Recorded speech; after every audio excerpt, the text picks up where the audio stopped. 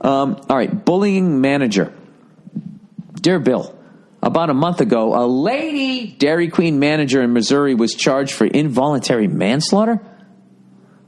What? Did you give the guy an ice cream headache? Is that what she did? Keep eating ice cream, then I'll blow you. The guy fell for it and he stuck his head into the fucking smoothie machine. The soft serve there. All right. Allegedly, the Dairy Queen manager was a dick to one of its employees. Filled with name calling and belittling day after day. Isn't it great to see women getting like positions of power and just acting exactly as fucking ridiculous as men?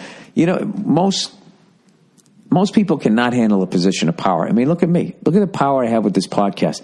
I don't have the decency to put on pants. I'm in pajamas and slippers. I am part of the problem. One incident, reportedly, the manager threw a burger on the floor after he made it incorrectly and then made the 17-year-old clean it up. The kid was also a victim of bullying at school as well. None of this is going to justify this kid harming this boss. You quit the job.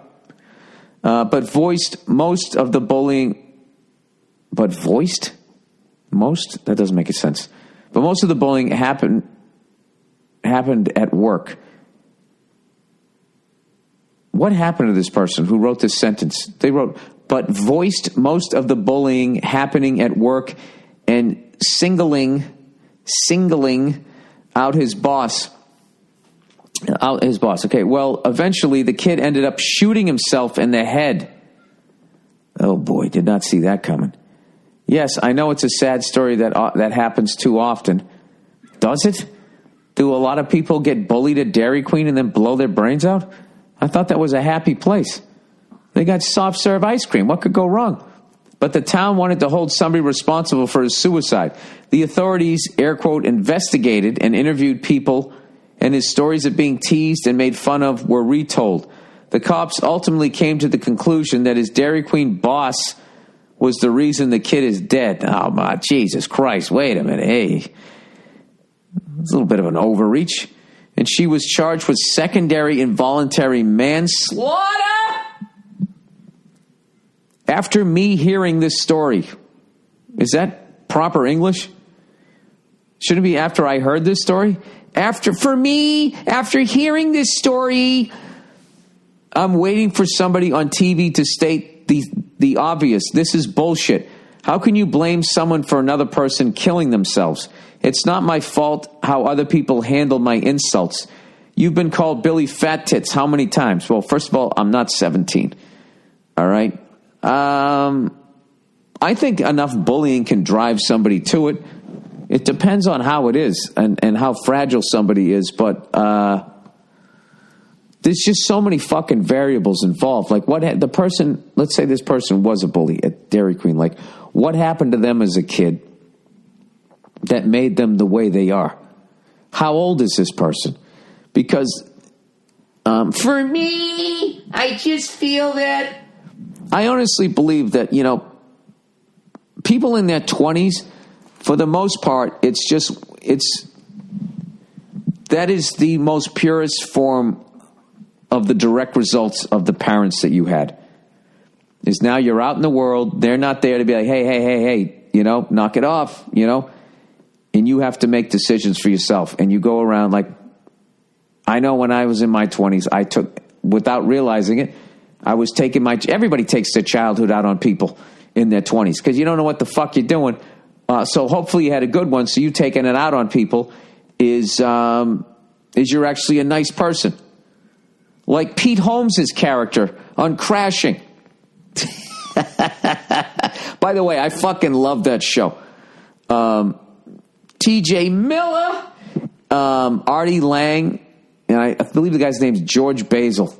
I watched the first 3 fucking episodes, and they were killing me, and their interaction with Pete's character is great. And I can't wait. I love Pete Holmes. I cannot wait to break his balls about his character on that show, though. I'm really going to break his balls. Like, Pete, is that how you see yourself? I'm just a nice guy who tries to do nice things. It's like, Pete, you're a fucking lunatic just like the rest of us. Anyways, I can't wait to. One of my favorite things in this business is teasing him because he can fucking take it. But you got to check out Crashing. Judd Apatow, Pete Holmes, Joey Roses, Joe DeRosa wrote on the show too. Mike Birbiglia, I believe, wrote on the show. There's a bunch of people, comics and everything, and comics on it. I saw Greer Bonds, Dov Davidoff, all these comics, Marina Franklin. It's fucking, it's such an amazing show because I remember when he came to New York as that wide-eyed kid, and I had actually worked with him at this comedy club in Peoria, Illinois that doesn't exist anymore. I worked with him at Brewster's when he was still married, I believe. Maybe he had just gotten divorced. I can't fucking remember. I've told this story before. And we went to go see The Ring, and we were the only two people in the movie theater. And I hate that that is the detail because that sounds fake. It's the only time it's ever happened. We walked in. It was a shitty movie theater. We were two comedians. It was the middle of the fucking, it was like 2 PM, and we saw The Ring on like a Thursday afternoon in a shitty movie theater. And I swear to God, we were the only two fucking people there. That movie stayed with me. Certain ones. Blair Witch stayed with me. That one stayed with me. Some of them they just fucking creep me out and they stay with me. For whatever reason, Jordan Peele's movie, when that guy comes running, when the kid's smoking the cigarette and then the guy comes fucking just running up full speed at him, that fucked with me. That's, for whatever reason, that fucking stayed with me. Anyways, there's like shit I think about when I go to my car at night. Even though I know it's not real, I just think about, what if that fucking dude just came running just like that and at the last second made a right turn in front of me? Anyways, how the fuck did I get onto all of that shit? Talking about this poor kid who killed himself. Anyways, he said they're throwing... okay, what does he say? You've been called Billy Fat Tits how many times? And by how many people? If you kill yourself, over half of your listeners will go to jail. How is this a law? How many times can you call somebody fat before it's against the law? And can we stop saying bullying? It's just being teased and made fun of. That's not true, man. That's not true. That's not true. It depends on the level, and it depends on the intent. And all of this shit will be really hard to prove. But, like, you know, there's what it is, sir, is you have to have empathy here. And what I'm guessing is that you are more the person teasing than getting teased. And maybe you were a little bit more of a stronger person, the same way somebody else might have just been better at math than you. I know, looking back, you know, in my high school, I know that there was, there was kids that got it really fucking bad, really bad. And, one of whom, killed himself a few years later. And I remember thinking back, I don't know what it was based on, but certainly did not have a good experience in high school the last couple of years. And it's one of those things because kids are kids and they don't understand it.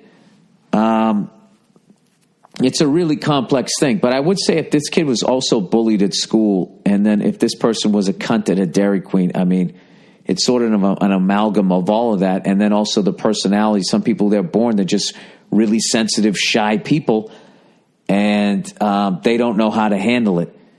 And if you're prone to depression and shit, I imagine that, that's sort of the perfect storm. So, anyways, he goes, they throw this bullying word around like it's an epidemic sweeping all these heartless millennials. We've all been made fun of before. We've all been called names ever since we were little kids. You sound like an older person like me, and you're just doing these kids today, these millennials, and oh my God, they're fragile little flowers, and they're not all like that, dude. You think they're still not the mean kid? You still don't think there's the big guy just fucking beating on this? Always going to be the bigger kid beating on the younger kids, the smaller kids or whatever. We need to let this continue. It builds character. If you were always given a trophy, you're all over the map here, dude, and only told compliments, you wouldn't be a comedian.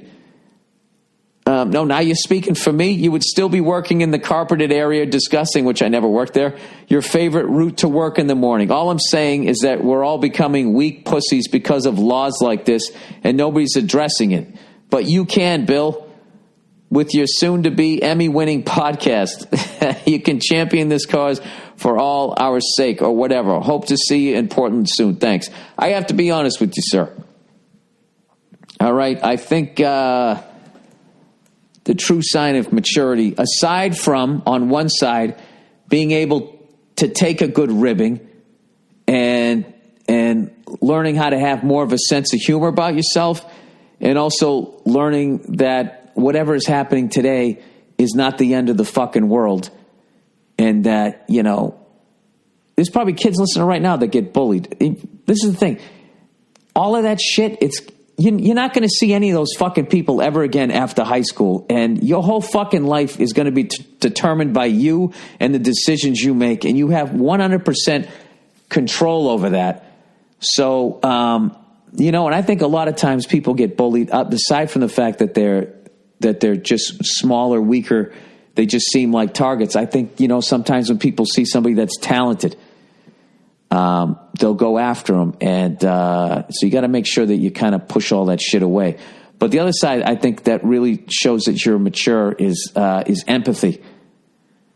You know what I mean? It certainly helps. Like, I mean, I think it's easy to do that. The rant that you did, I understand there's a lot of truth in some of the shit that you're saying. But, you know, it's not all just like, learn how to fucking take it, you fucking pussy. Stop wearing a helmet when you ride bicycles and shit. And I'm guilty of saying stuff like that. I understand where you're coming from, but like, you know. So why do you think this kid killed himself? You know what I mean? Do you think if that shit wasn't happening, the kid still would have? I mean, it's a possibility. I don't know if the kid had clinical depression. I have no idea. But I agree with you to try, from what you've written, for the sentences where it was spelt correctly, it seems like that kid was just having a miserable experience. I mean, I can't imagine if you were getting bullied all day at school and then you go, okay, well, now I'm going to get a job. This might be a ray of light to what the future is going to be, where I'll be at work and maybe people are nicer, and then it just becomes somebody else screaming at you. You know, when you're 17 years old, if it sucks at school and it sucks at the Dairy Queen you work at, that is your world. And you don't have an ability to step out of it, and you can downward spiral. Like, once again, I don't think that they should put it all on this person, but that's it's a fucking terrible story. But I don't think this backlash to political correctness to then go the other all the way back once again to what caused political correctness. All you fucking guys, hey, pull your bootstraps up and stop being a fucking pussy, you fucking millennial flower. It's guys like you that are fucking ranting against fucking political correctness. It's cunts like you that created political correctness. You know? White guys that tell it like it is. Is there anything worse than the white guy? I know I always say that. That is the most boring fucking mindset you could possibly have. Hey, I'm a white guy. Everything's set up for me. Let me tell you who, you know, does not have the advantages that I have, why you need to toughen up. You know, as I slept in my bunk bed in my cul-de-sac, those were the years that I really became a tough guy. Anyway, so yeah, I mean, that's just a terrible story. I hope that, you know, something good can come out of it, because that's, you know, it's very rare that, you know, you bring up an ice cream store and something like that happens. I was all excited, you know. I love fucking Dairy Queen, you know.